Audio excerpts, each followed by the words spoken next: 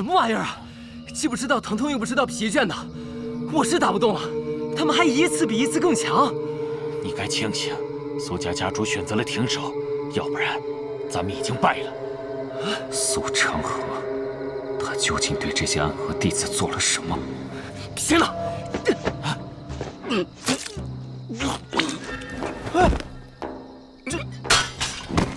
这闹鬼了吗？这是，今晚这是在跟鬼打架啊！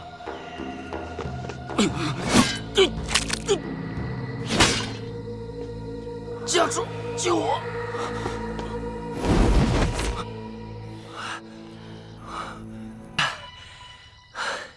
差点被这几个籍籍无名的杀手给解决了，说出去还真丢人呢。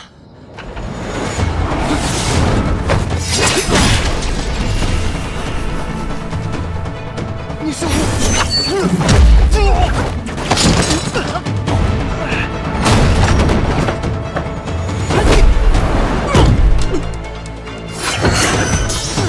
师傅，快走！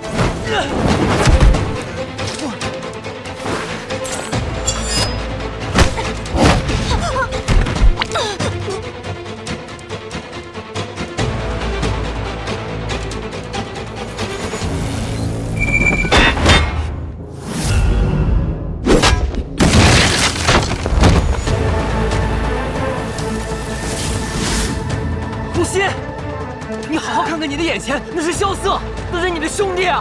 没用的，他跟方才5个杀手一样，失去意识了。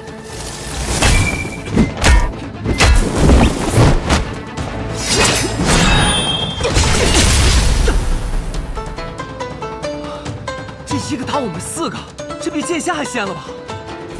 无心，无心，你怎么在这儿？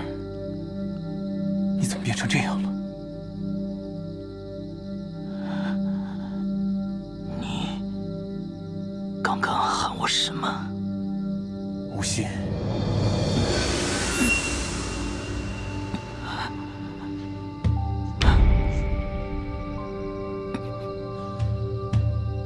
看来应该听鬼医的话，此时用他确实是操之过急了。无心。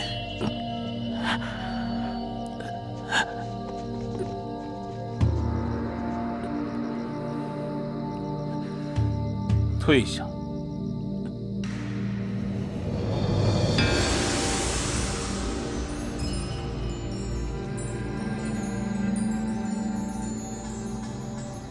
萧雨，你搞的鬼？我没有必要回答你的问题。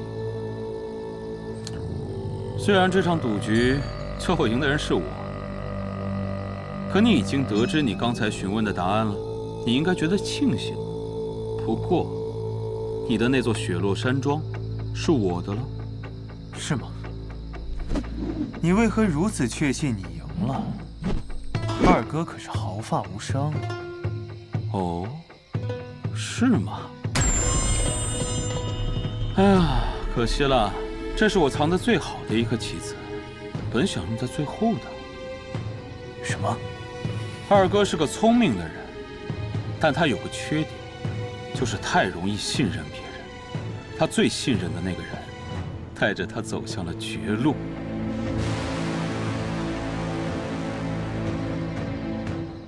萧景霞，别动！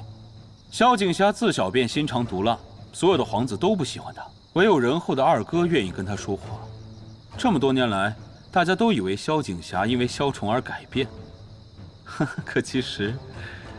这条毒蝎根本就是我藏在二哥身边的。萧楚河，你败了。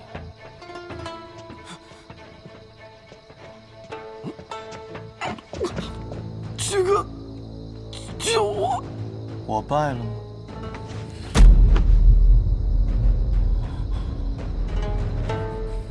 我们走。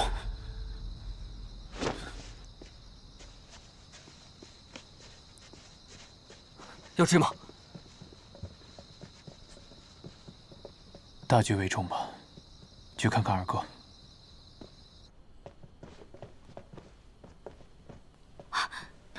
小神医，小神医，怎么样？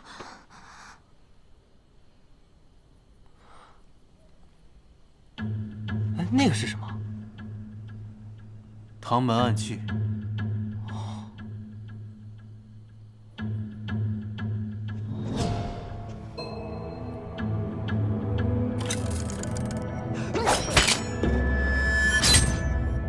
青缕衣，这就是大师兄离开雪月城的时候送给你的。此物名叫3寸之地，是唐门少有的防御暗器。有人熟睡之时，有敌方来袭，此物便自动展开，取敌人性命于片刻之间。当初他私自联系暗河之后，我就传信给虫儿，让他多加留意。可虫儿却说绝无可能。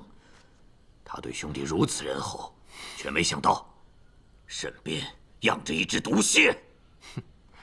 原来这暗河就是他找的，那死在大师兄留下的暗器手里，也算是活该了。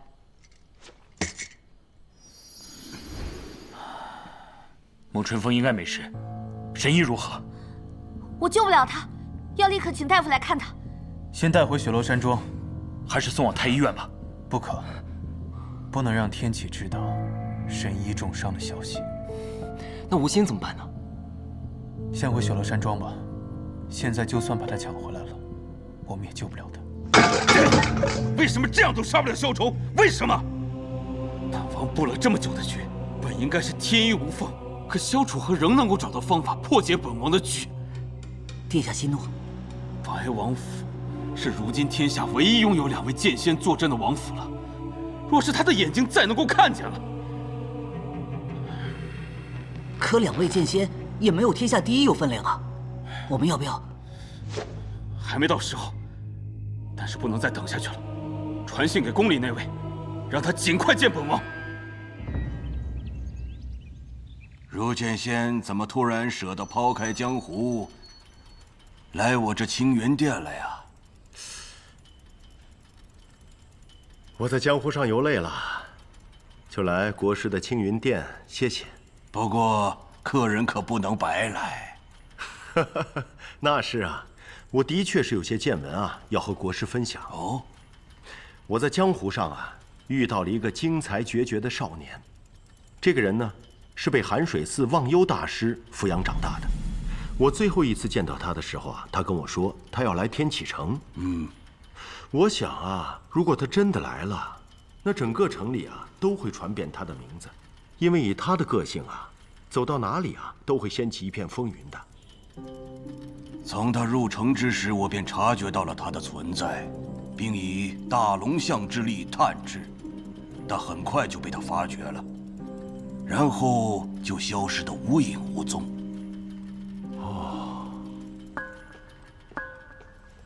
禀师尊，萧瑟公子求见。哦，他来了，还真是巧了。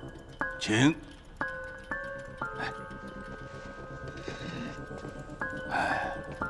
殿下，谢轩先生也在，那可真是太好了。啊？难道又有人受了伤，需要我去医治？是华锦小神医。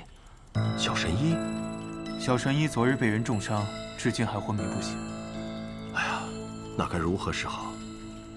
如今陛下的病全靠他给吊着。那他人现在在哪里啊？在我的府邸雪落山庄。那你们找国师还有其他事吗？还有一事。啊，那好，那你们先聊，我先过去看看。告辞。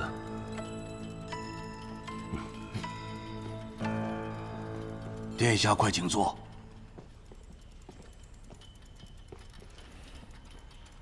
晚辈知道钦天监只答天命，不问政事，因此一直没有来拜访您。但晚辈最近碰到一件事，不得不来叨扰国师。请讲。我有一位朋友，公认的精才绝艳，但最近失了神智，功力也大增。就算我们几人联手，也对付不了他。殿下说的可是叫吴昕的少年？正是。他现在人在何处？就在赤王萧雨的身边。我们都觉得是赤王控制了他。控制了他？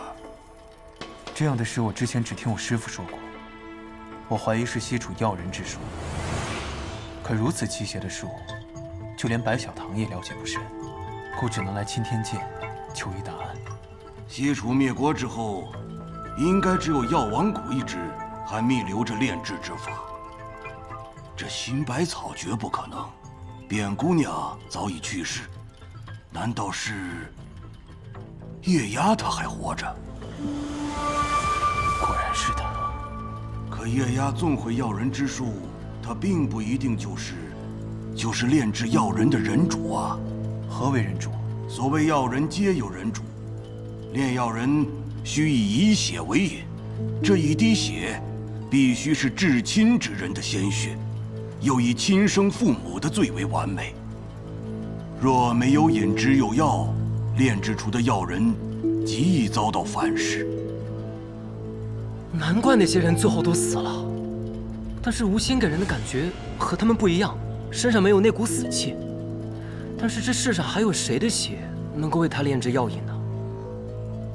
宣妃娘娘，宣妃就是吴昕的生母，若需要至亲之血做药引，那也只能是宣妃。药人之术的解法，同样需要弄到这一滴至亲之血。那想要救吴昕，只要找到宣妃就好了。是需要宣妃的至亲之血。一滴至亲之血就够了。弄到了至亲血，后面的事情交给小神医，就并非难事了。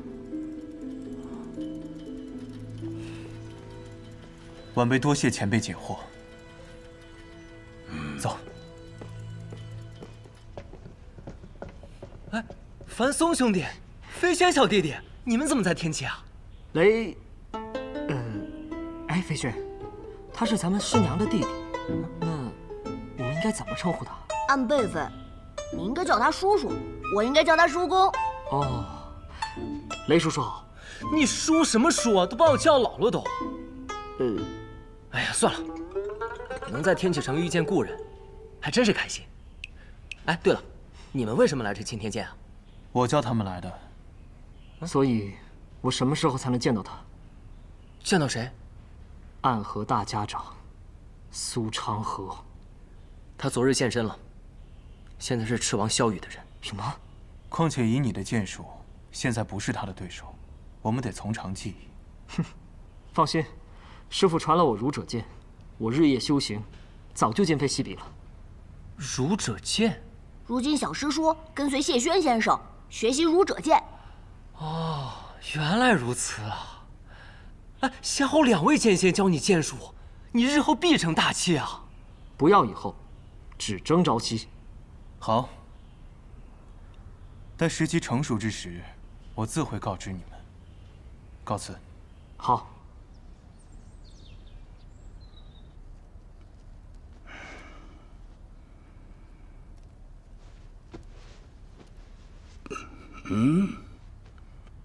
华神医今日没来吗？回圣上，华神医昨天偶感风寒，担心传染给陛下加重病情，特让徒弟沐春风前来诊治。回去禀明神医后，再决定如何诊治。严重吗？回陛下，昨日原本挺严重的，但今日有位先生来看过了，说是无大碍，不出几日就能入宫了。那就好。啊，虫儿的眼睛呢？已经治好了，只需再休养几日，白王殿下就能重见光明了。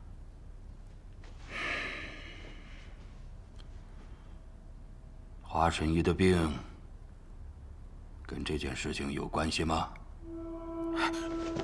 陛下，微臣担心此事会惊扰到陛下，故欺瞒了陛下。是谁动的手？是九皇子殿下，他伤了华剑神医后，还想伤二皇子殿下，后被百王府设下的机关所杀。老九，他不是向来都跟老二最亲近的吗？臣等也不知道其中缘由。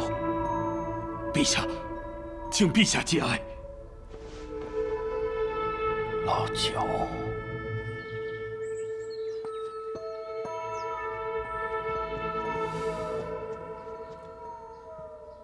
殿下，藏明，你应该事先告诉我的。若真是告诉了殿下，殿下一定会拒绝的。藏明陪伴了殿下这么多年，难道还不了解殿下的心思吗？可是，就算是我复明了，失去了你，身边又少了一个值得信赖的人。如今殿下重获光明，如同重获双翼，马上就能一飞冲天。少我一个无用的侍卫，又如何呢？所以，那天究竟发生了什么？当日，我被景太公的宣令缠住，无法出宫。此事不用多想，定是那赤王所为。后来暗河杀手潜入白王府，多亏永安王派人及时赶到，才让他们没有一时得逞。是九皇子背叛了你，还伤了华锦神医。好在你的眼睛现在已经治好了，那些最后想杀你的人，也被永安王他们击退。老九，怎么会是老九呢？二师父，老九人呢？被永安王他们提前布下的机关所杀，已经死了。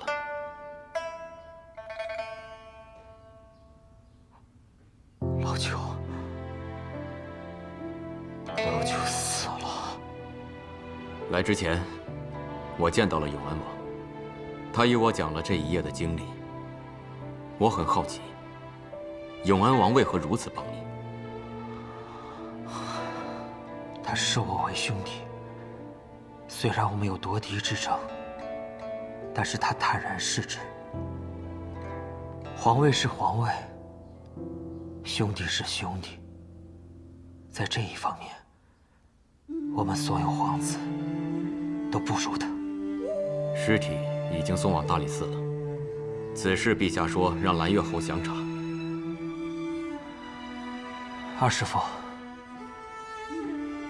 跟蓝月侯说，萧景霞误触机关，不幸殒命。殿下，不必多言。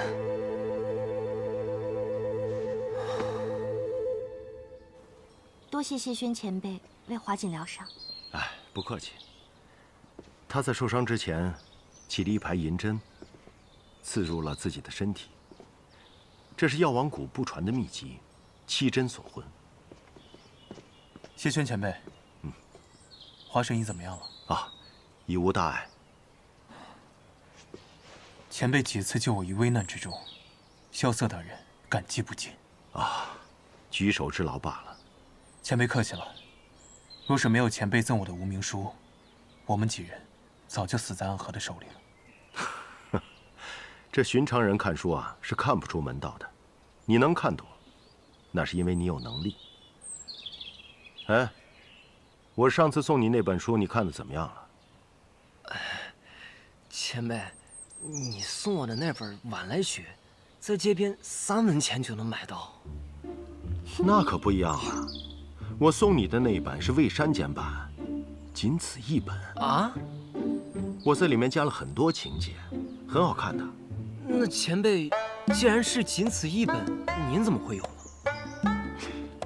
那《晚来雪》的作者是谁啊？江南才女谢飞轩。那我叫什么？您叫谢轩。那传说中容颜绝世的江南才女就是你？是我。有点恶心。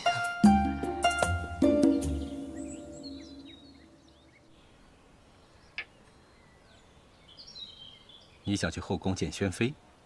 你了解宣妃她是什么人吗？我只知道，她是父皇最爱的女人。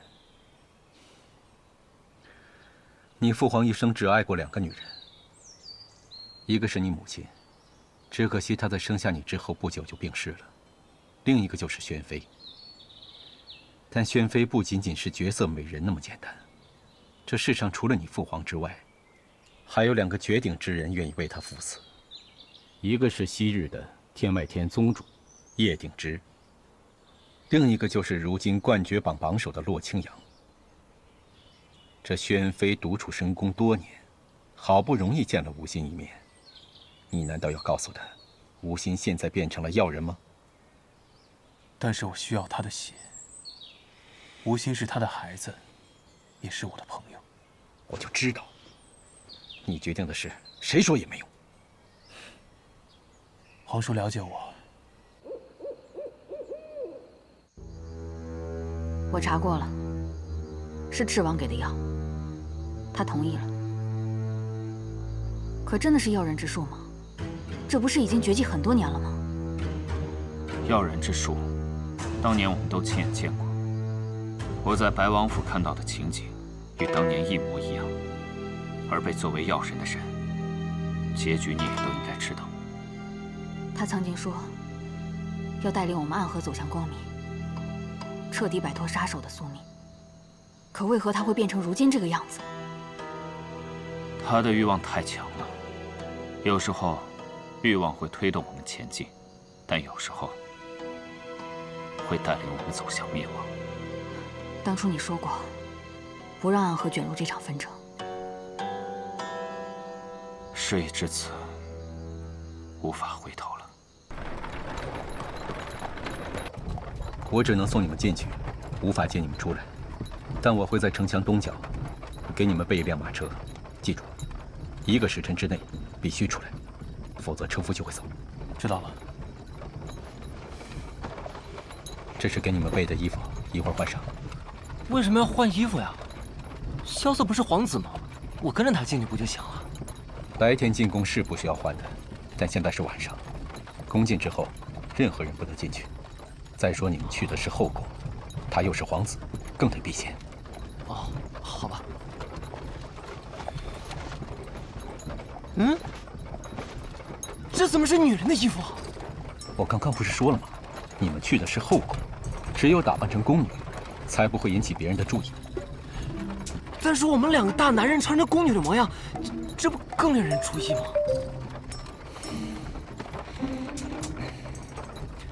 萧瑟，你怎么看起来非但不纠结，还一脸期待的样子？你哪来这么多话呀？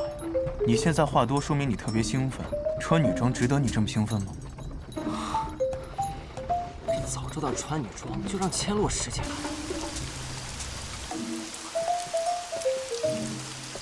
萧瑟，你很有天分啊你！闭嘴，你个白痴，不准说出去。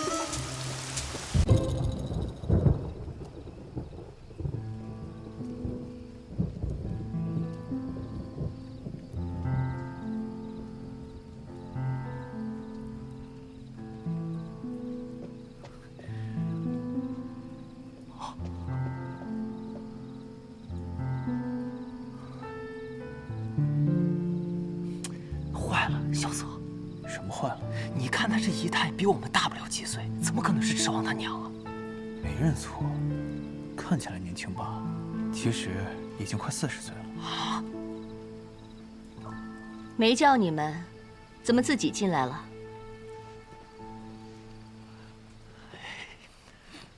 进去。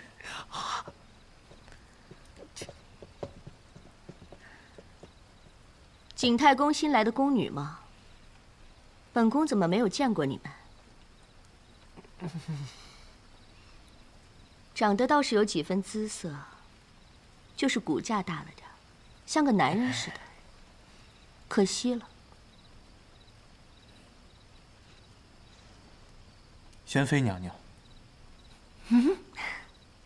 不装了。萧瑟，怎么这么快就被识破了？娘娘是洛清扬的师妹，也是影宗宗主的女儿。影宗最擅长的便是伪装，我们能骗过其他人，自然瞒不过宣妃娘娘。你跟你父亲还有母亲长得很像，永安王殿下。娘娘见笑了。萧瑟见过宣妃娘娘。永安王殿下夜闯后宫，还带着这位修为不凡的朋友。你们2个这是来杀人吗？不杀人，不，只求宣妃娘娘一滴血。一滴血？为何？我有一位朋友，最近中毒，中毒原因正是因为娘娘的一滴血。相同道理，若想解毒，也得靠娘娘的血。之前雨儿也求了本宫的一滴血而去，不知道是否与这件事情有关，也不知道为何，本宫的血可以作毒，还可以解毒。老七求的那滴血，便是我说的那个毒。至于娘娘的血为何能作毒又能解毒，那是因为中毒之人身上流着和娘娘一样的血。你这位朋友叫什么名字？天外天前宗主叶鼎之之子，叶安世。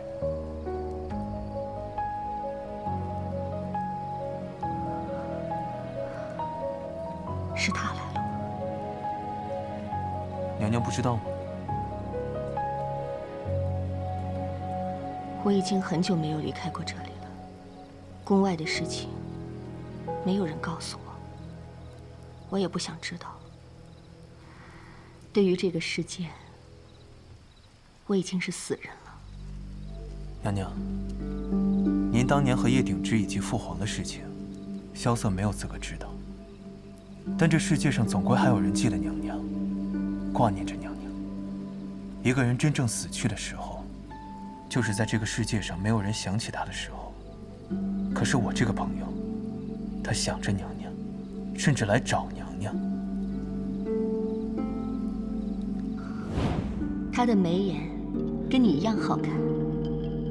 你的孩子叫什么名字？他叫叶安世。不错的名字。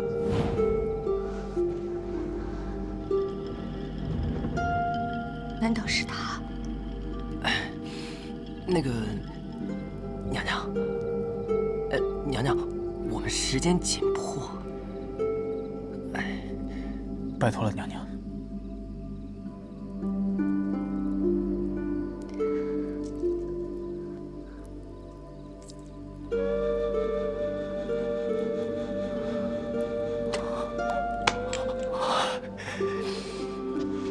多谢娘娘。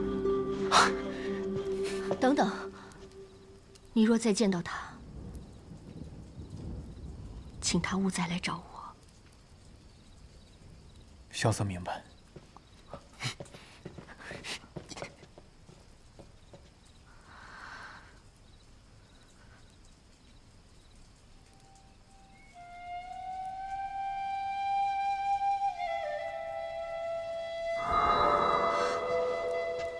雨儿，母亲，那日你去青天剑，说要给我祈福，用我的血祭灵符。我知道不是实话，却也依了你。可是我没有想到，你竟然是拿来害自己的兄弟。母亲已经知道了。不过我没有兄弟，他只是母妃的另一个孩子。我们身上流的血是不一样的。那你又何必要害他？我不害他，那他就帮着刚才来的那2个人害我了。母亲想救活一个孩子，而害死另一个吗？你让开！母妃，请不要走出这道门。我只是想活下去。我也保证，母妃的另一个孩子也能活下去，不过要等这一切结束之后。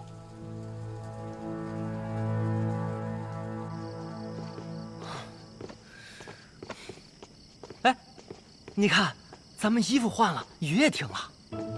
雨停了就赶紧走，宫里来来往往人会变多的。那我们为什么还要换回来啊？岂不是更容易被人发现了？想要的东西既然已经要到了，就算被人发现，也比那身衣服要强。如果来人发现了我们，你拦住他们，我跑不就行了？不对啊，你是皇子，应该是你拦住他们，我走嘛？怎么到你这儿反过来了？我是皇子，私闯后宫被人发现，有损声誉。那你不是不怕吗？那我要是被发现了会怎么样啊？你是庶人，私闯后宫，其罪当诛，审都不用审，一刀砍了就是。嘿，你还真是我的好兄弟。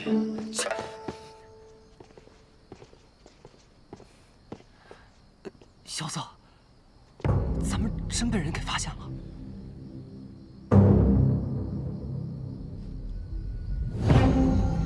什么人？来杀你！是你？你怎么在皇宫中？萧瑟！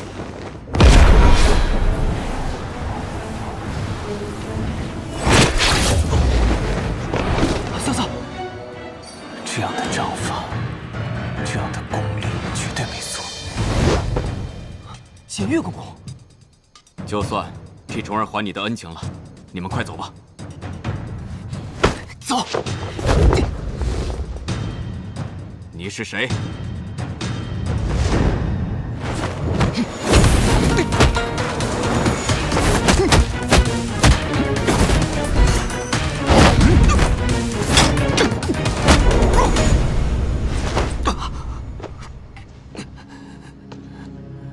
徐怀公。可是，师父已经死了，我明明验过他的尸身。你究竟是谁？你又何必如此呢？从我和你对第一掌的时候，我就知道，我定不会是你的对手。唉，但你打下了我的面具，我就算是想要留手，也无法了。他真的值得你这样吗？他会是个好皇帝的。你呀，就是读书读太多了。只要是皇帝，哪会有什么好的呀？世间自有君子，小人才会不信。那就让我这个小人杀了你这个君子吧。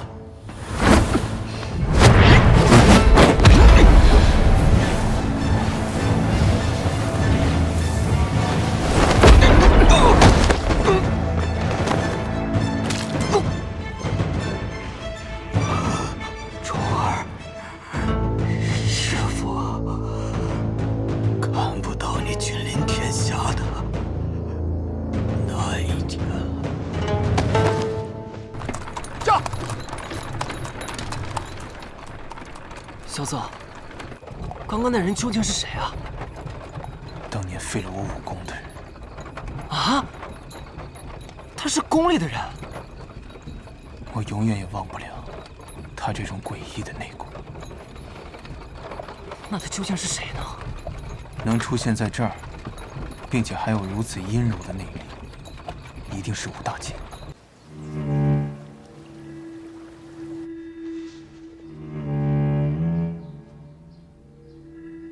肤体无伤，神色淡然，应非他人所害，当是自然而亡。这就是太医院给我们的结论。没有人比我们更清楚锦玉的武功，若论内功深厚，恐怕在我们3个人之上。到底是谁震碎了锦玉的经脉？也或许。这个人的武功，就是走的阴柔内劲的方式。徐怀公，可师父已经死了，世上会这门武功的人已经不存在了。哼，是吗？恐怕未必吧。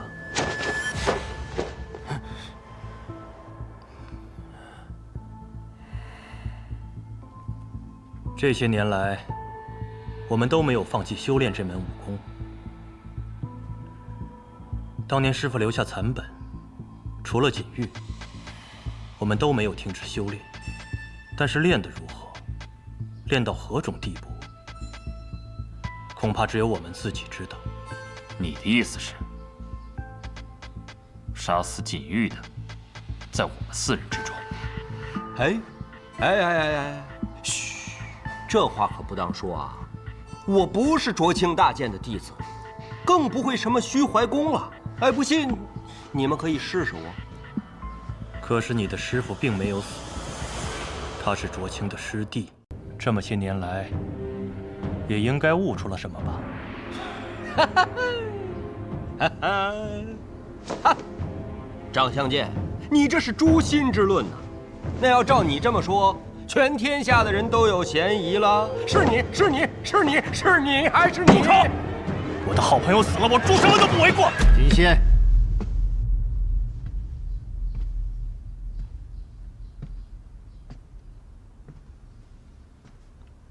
纵使太过悲伤，也不该说这样的话。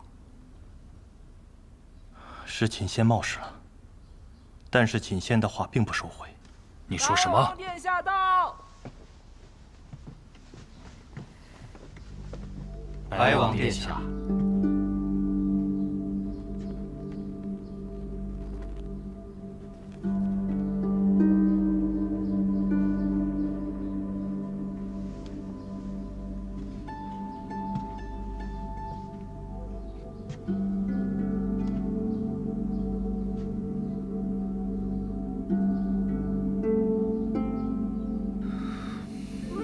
二师父，这么多年，我一直都在想象你的模样。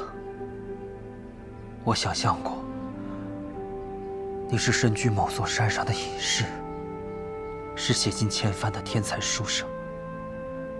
可没想到，你还是和我当年看到的一样。二师父，其实你并不有趣。可如果这个世上少了你这样的人，该是多无趣啊！白王殿下，还请节哀啊！我曾经问过你，为什么选择我？为什么选择我这个偏偏瞎了眼的皇子？而你却告诉我，你选择我，并不是希望我登基，享受荣华，而是因为你觉得值得。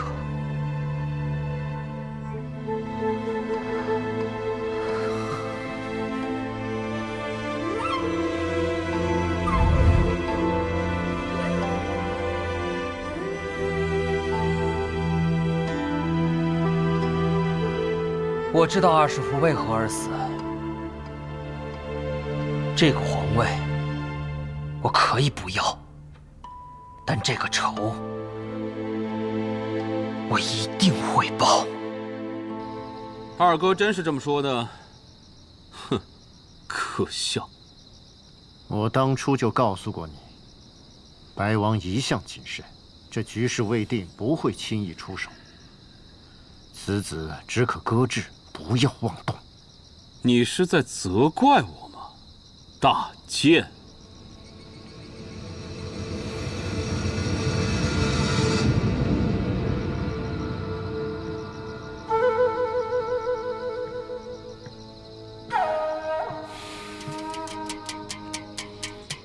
殿下，你就不后悔吗？本王想登天，登天本就没有平坦的路。既然选择了，就不要为任何一个行动后悔。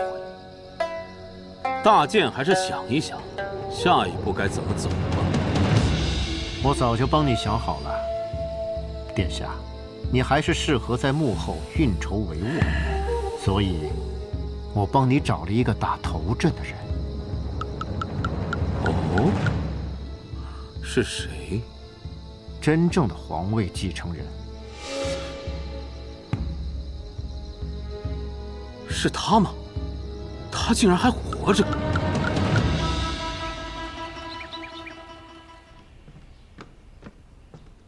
大将军，有客来访。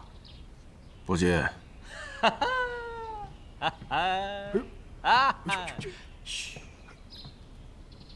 将军，好啊。退下吧。是。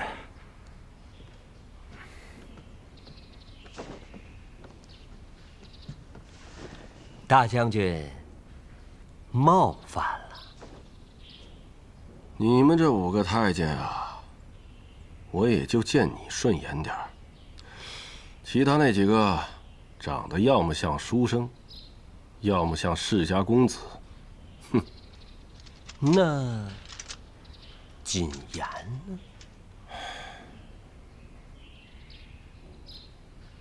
低眉顺眼，笑容谄媚，一看就是奸臣样。不过，看着就是做太监的料。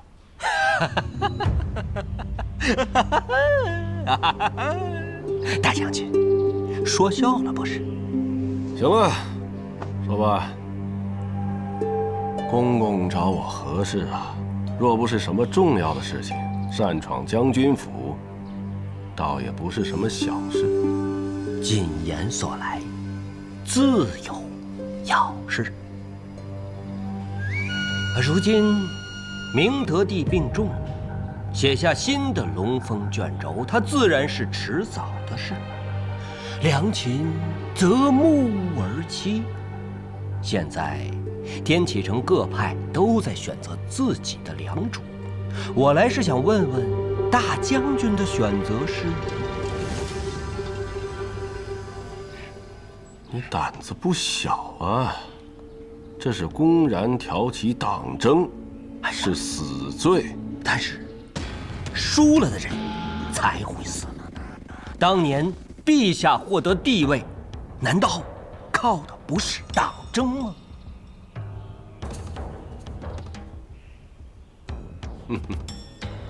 哎，我的选择，我闺女已经替我选了。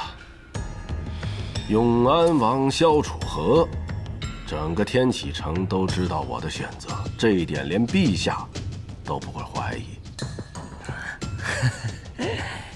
将军的选择是在白王、赤王、永安王之间。若是这三位，将军确实别无选择。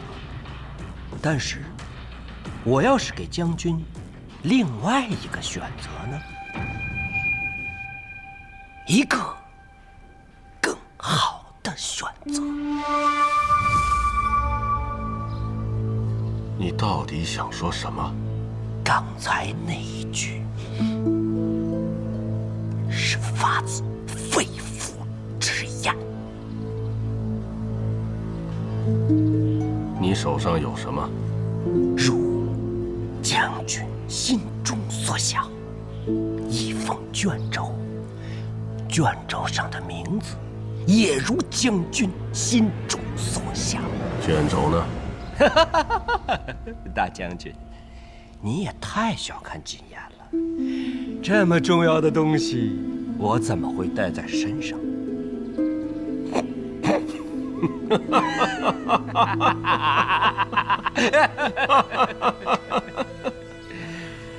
哎呀，这就算有卷轴，也改变不了所有啊。将军16岁从军，从一个小小的巡街校尉，变成了如今的北离大将军。但是，将军的2位故友都已经相继离去，一个死在了战场上，甚至连尸首都不能回到故土；另一个死在了法场上，还背负了滔天的罪名。将军，难道不想为他们2个做点什么吗？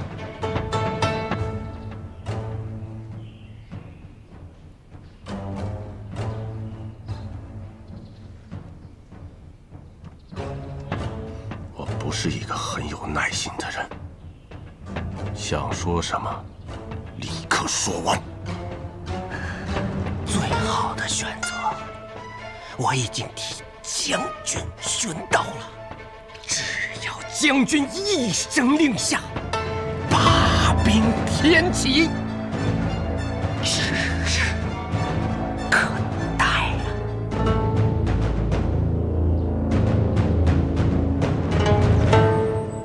我怀疑是5大剑之一，第1大剑锦轩，皇城内的第1高手。你有几成把握？9成。你可以将此事告诉白王，杀了锦玉，就等于把白王彻底推向了我们这边。现在还不急，时机未到。等时机一到，这些债自然让他们来还。宣妃娘娘给的那滴血，我已经交给华锦了。华锦说，她需要半个月的时间制炼成药，但是，赤王从来都不是一个可以给人喘息机会的人。接下来，他会用更激烈的手段力挽狂澜。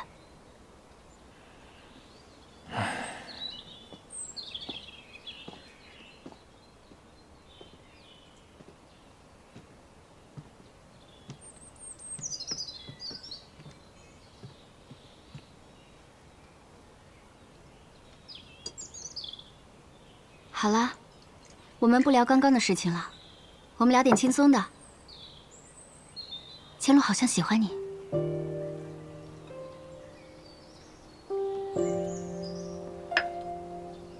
雷无节才是真的喜欢你吧？没想到你这样的人也会扯开话题。我只是觉得你说的不对。哪里不对？他不是好像喜欢我，他就是喜欢我。萧瑟，没想到你改了名字，还和以前一样不知廉耻。可是雷无节好像觉得是你喜欢我，比以前还不知廉耻。若依，其实我知道你也喜欢雷无节，从你们在百花大会上跳舞，我就知道了。我觉得雷无节身上有一个人最原始、最纯粹的品质，那些品质我们曾经都有，但因为种种原因，我们放下了。只有他还保留着。吴昕说过，他是天生玲珑心。那你呢？你喜欢千洛吗？这两者之间好像没有什么关系。如今在这天启城满城风雨的情况下，我们还有心情在这谈笑风月，传出去也不怕被人笑死。你又扯开话题。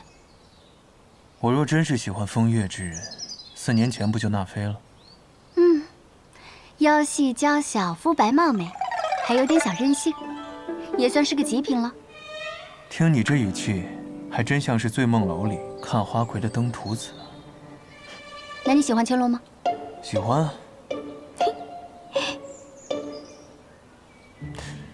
我还有事，先走一步。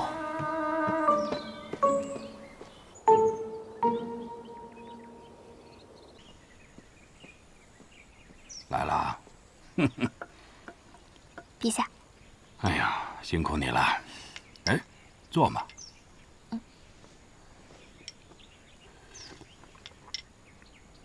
小神医，我听说前些日子你染上了寒疾，现在怎么样？好些了吗？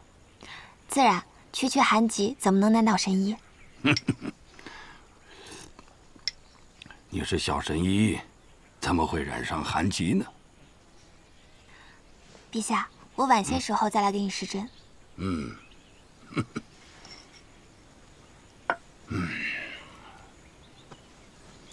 小神医啊，这些日子你在姑侄身上插了太多针了。姑得的病有这么难医吗？陛下，你知道我们医者口中常说的一句话吗？什么话？心病不除，百病难医。陛下，你有心病，这个华锦医不好。心病不除，百病难医。你的话，我明白了。明白了也没有用，还要治好。解铃还需系铃人。陛下，谁是你的解铃人呢？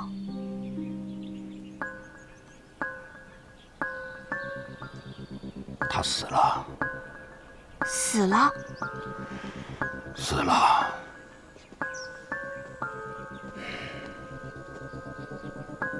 他是姑最好的兄弟。我们在很小的时候，母后就死去了。虽然我们是皇子，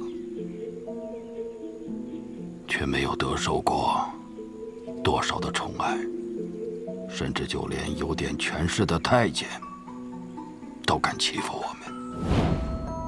太医，你再回去救救他好不好？殿下，不要走，不要走！弟弟在6岁的时候感染上了中风寒，医了好久也没医好，最后到了快死的时候。救救我弟弟好不好？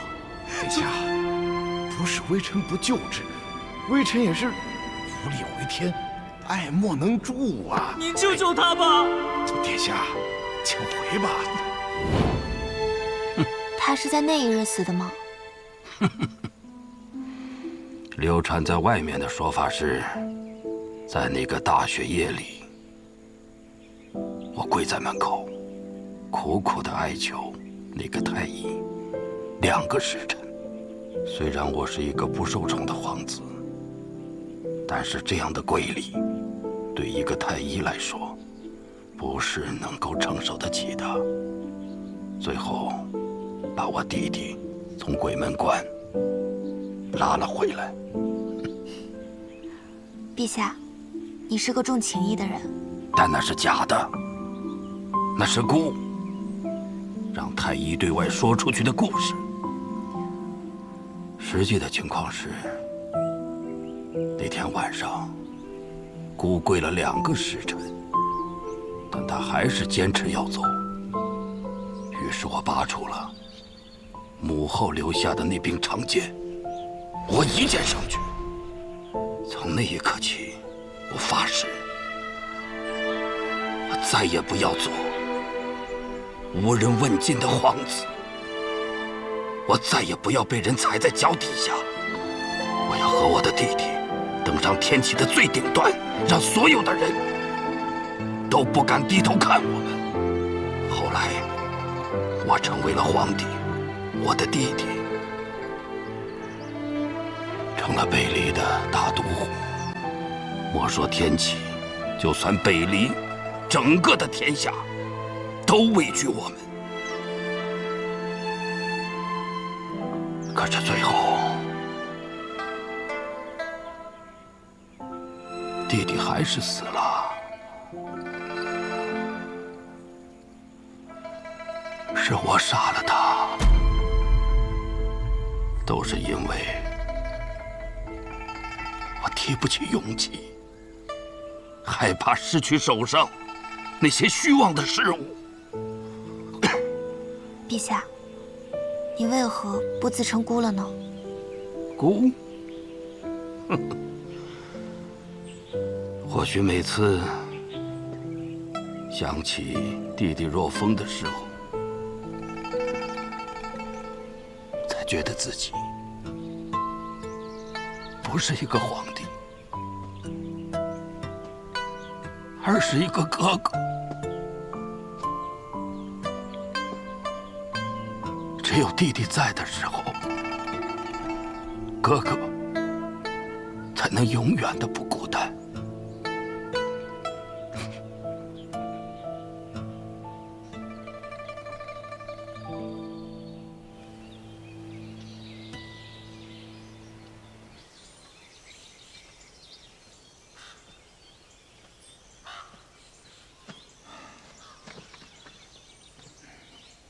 西川叔叔，这无聊的日子，厌倦了吗？你说呢？我这刀都要锈死了。是有点怀念天启了，想去千金台赌一把，再去碉楼小筑喝一杯，再去彩云追月阁睡一觉。瞧你这点出息，王爷怎么生出你这样的儿子？我这不是在这儿过过嘴瘾吗？现在看来，只有萧瑟那家伙当了皇帝，才能把我们招回去了。那也未必，我们可以自己回去。据最近传来的消息，明德帝最近病重不起。病重不起，王爷有什么打算吗？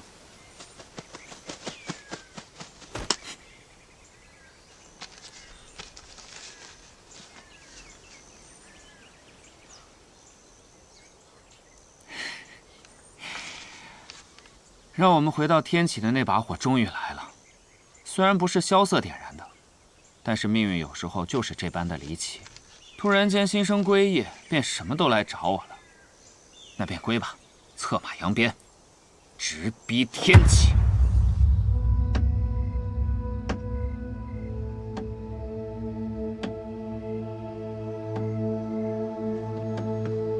这么晚不睡，是在等什么好消息吗？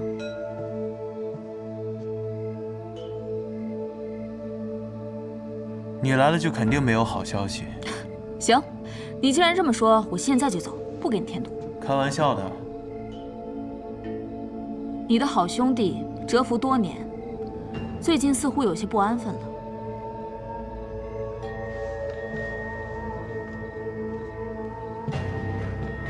他们这是要回来了。是，但你似乎并不惊讶。我们的对手啊，以他们的做事风格，时机到了，也该走到这一步了。不过吸引他们的东西又是什么呢？不知道。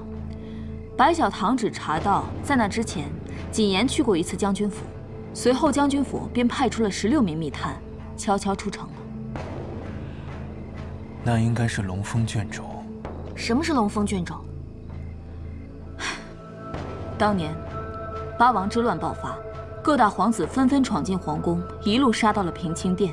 他们都在等，即将驾崩的先帝从里面送出来的龙峰卷轴上面写着他们的名字。可到最后，只有琅琊王和明德帝取得了最后的胜利。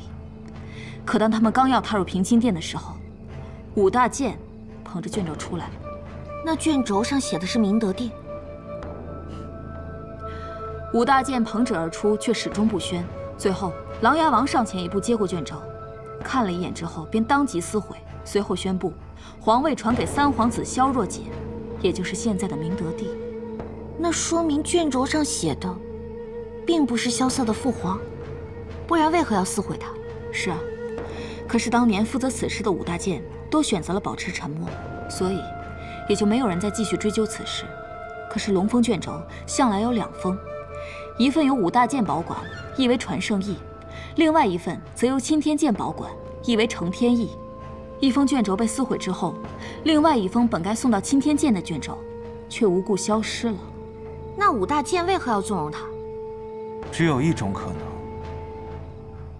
那卷轴上写着琅琊王叔的名字，他撕毁了写着自己名字的诏书，武大健根本没办法拦截。但是几年之后，琅琊王军功赫赫，民心所向，那封不知所踪的卷轴却又突然间出现了。即便琅琊王不想当皇帝，在朝中、在军中，甚至在民间，有越来越多的声音逼着他当皇帝。当年藏起那封卷轴的人，就准备要动手了，掀起兄弟反目，以此来达到自己的目的。新帝即位，旧帝的武大健要去守皇陵，可当时大建卓卿权势无说，所以他自然是不会甘心的。他从一开始便收起了龙峰卷轴，图谋着政变的那一天。我想，当年琅琊王叔一案，应该也是他一手挑起的。只是他没有想到，他的卷轴还没来得及亮出来，琅琊王叔就死在了法场之上，而他也在1个月后死在了皇陵。这件事，百草堂可没有查到。因为当年伤我的人就是锦轩，而锦轩是卓卿最亲近的弟子。卓卿死后，龙峰卷轴再次下落不明，我想8成就是落在了他的手里。而这锦言又是武大健中锦轩最得力的走狗，他能说动将军府，除了知道琅琊王叔救军的下落之外，手里应该还有足够的筹码。我唯一能想到的，就是龙峰卷轴。我没明白，叶将军不是若依姐姐的父亲吗？他不是一直站在我们这边的？叶孝英是琅琊王叔最忠实的手下，他等这一刻等了很久。只可惜，我们的目标是一样的，但是选择上可能会大有不同。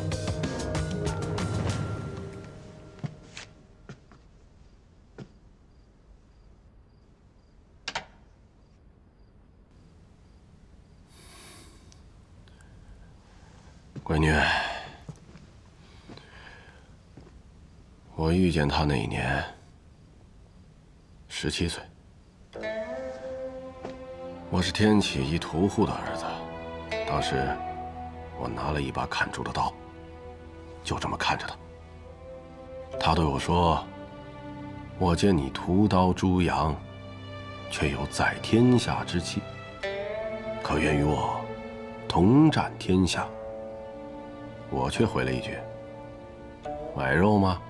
不买滚！”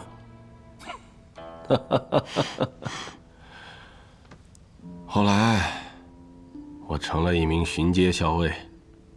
再后来，我成了先锋营的副将。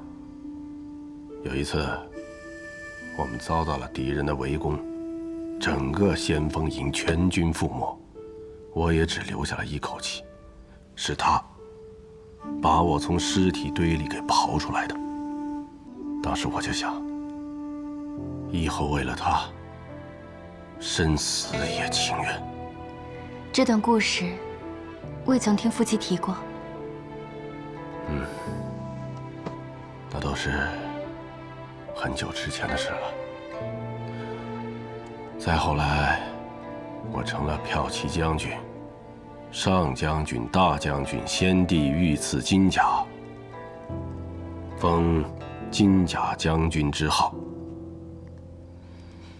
但是我依然愿意做一个追随在他马后的小卒。可是那天，他死了，不是死在战场上，是死在了法场上。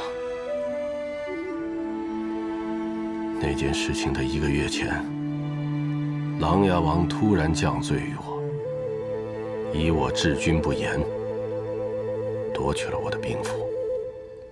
我知道，明德帝不杀我，那是为了防止兵变。他把位置留给我，是为了安抚我。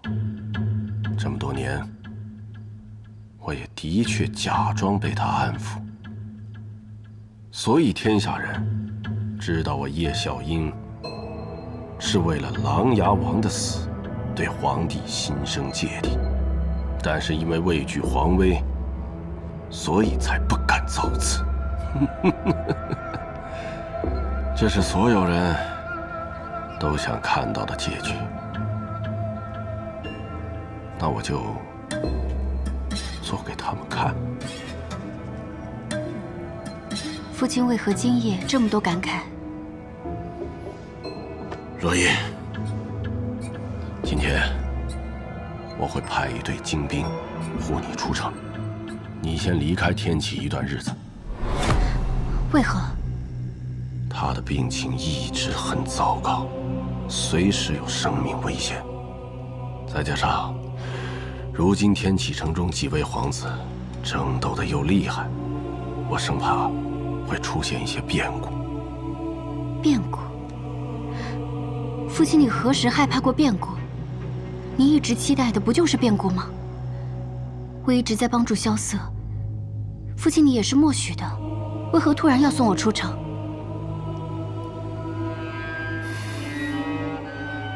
好，我且问你，萧楚河入天启，是为了当皇帝来的，还是为了查清当年那件案子来的？以我对他的了解，自然是为了查案。那便是了。萧楚河一直没明白一个道理，只有当上皇帝，才能查清此案。一臣一君，那是天方夜谭。所以说，在这次他和赤王的争斗之中，我不看好他。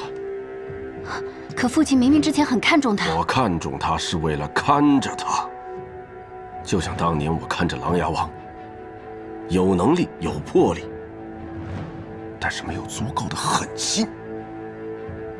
琅琊王什么结局？琅琊王死了，被他的亲兄弟杀死了。同样的事情，我不想看到第二次。只是因为萧瑟从来不接受父亲的扶持吗？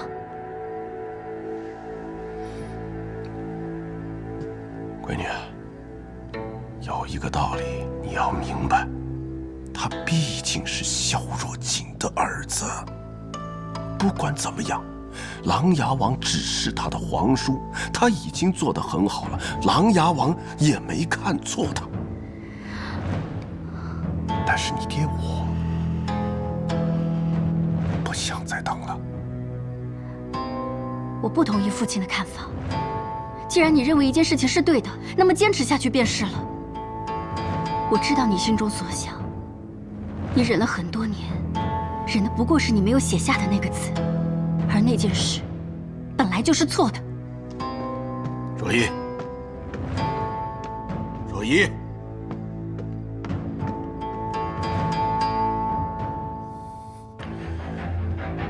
还是一帮孩子。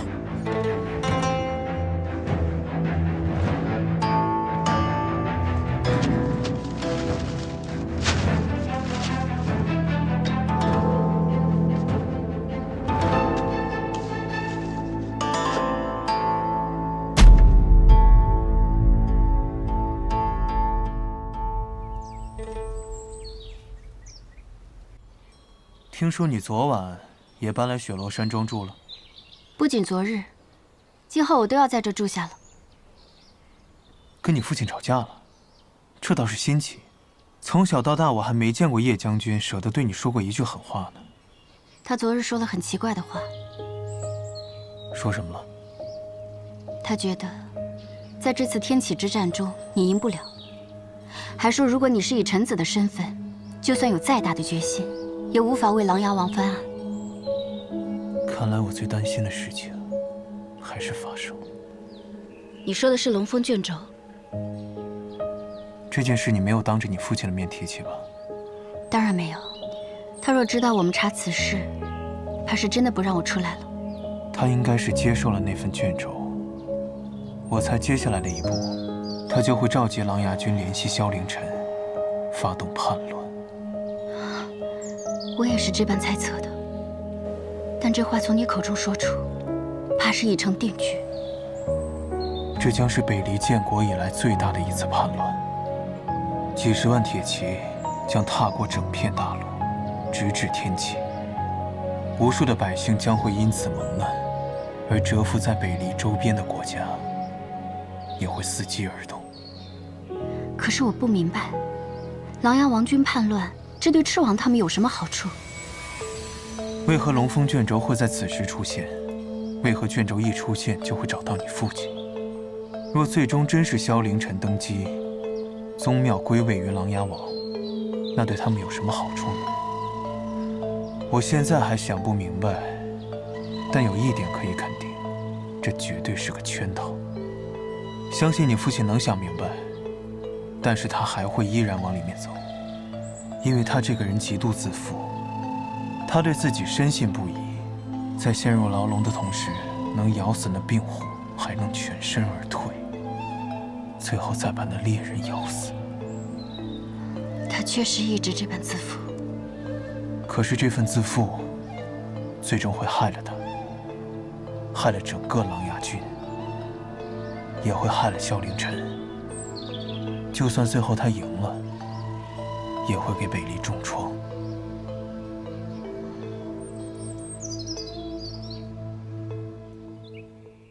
大将军动了。是的，今日他已经悄悄离城而去了。原本以为他做这个决定需要很久，或许他做这个决定已经做了4年，只等一个契机。如今契机在手，便再无犹豫。你提了什么条件？我说，想要新王继位，废除旧例，5大监不必再去守皇陵，他还得给我王侯之位。他同意了。哼，他骂我是一个奸猾小二，说还想学那前朝的9000岁，可最后他不还是同意了吗？殿下，叶笑英她不会察觉到了什么吧？别傻了，叶笑英可不是简单的武夫，她自然有所察觉，只是没有想到，在这背后操纵着这一切的人是我罢了。龙贤，去通知那2位将军，他们代替叶笑英，成为北离军魂的那一日，马上就要到了。当年圣上赶走所有的兄弟，偏偏留下我。你知是为何吗？因为皇叔是父皇一手带大的，不是其他几位皇叔能相比的。但更确切地说，是圣上觉得我不会跟他争天下。其他几位王爷啊，个个狼子野心，心怀不轨，留在天启都是大麻烦。我呢，他信我。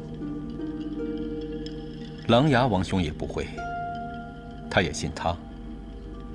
这种信任是10几年建立起来的，并非一朝一夕。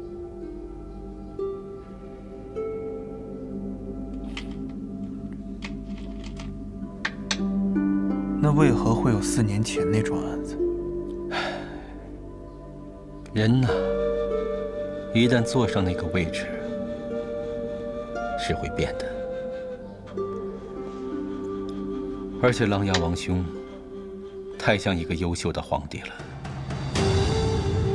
历史上，凡是功高盖主的，没有几个有好下场的。那这么说来，皇叔即使满腹才情，也故意装出一副放浪形骸的样子，是为了掩盖自己吗？不，我本就是好诗酒风流，喜欢绝色美人，这不是装的，这就是我。贤侄啊，我监国的时候也是尽心尽力，没有半点纰漏。这朝堂之上，对我也是满口赞誉的。你刚才那话可差点意思啊！既然皇叔为国为民，那我就告诉皇叔一件事。何事？15天后，兵临城下，天启危在旦夕。这么严重吗？琅琊军。琅琊军？这世上哪儿还有琅琊军？如今叶笑英的北离中军，加上个琅琊王，就是当年的琅琊军。小色，你知不知道你在说什么？我自然知道。我说的这支军队，如果集结起来，整个王朝便会覆灭。你不像是在开玩笑。王离大军2万人，禁军3000，天启成兵8000人，再加上1300名虎贲郎，差不多有3万多人。而琅琊军有20万，兵法讲究时而为之，我们3万对20万，守城而战。到时候上下两军起兵勤王。我在回天启的路上，曾有军队试图阻拦，所以我断定，背后一定有萧氏皇族。天启城有几位小王爷，外面有几位老王爷，只要姓萧，他们都有机会做皇帝。你是觉得他们另有所图？我有很多种猜想，但不到琅琊王军兵临城下的那一刻，我都无法做出决断。但是此刻，我只希望皇叔能信我一次。